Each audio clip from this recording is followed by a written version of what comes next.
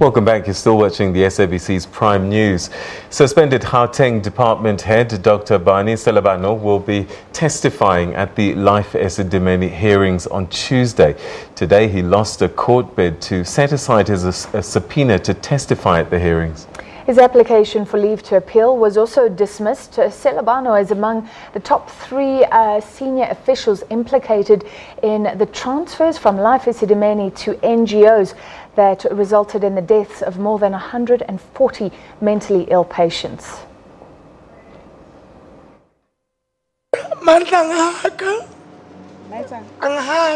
He hugged me. He was smelly, very smelly. The families of Esidimeni patients recounting their harrowing experience at unlicensed NGOs. Among the 3 implicated officials in the deadly transfers, suspended Gauteng Health HOD Dr. Barney Selebano. Selebano was subpoenaed to appear at the hearings on Monday, but instead was in court fighting his subpoena. He wanted it set aside, arguing it was an abuse of process. I cannot find on the evidence before me that the subpoena has been issued for an improper purpose. In my view, the subpoena has been issued for a proper and a legitimate purpose and does not constitute an abusive process. But he later challenged that ruling, insisting the hearings were not an arbitration process.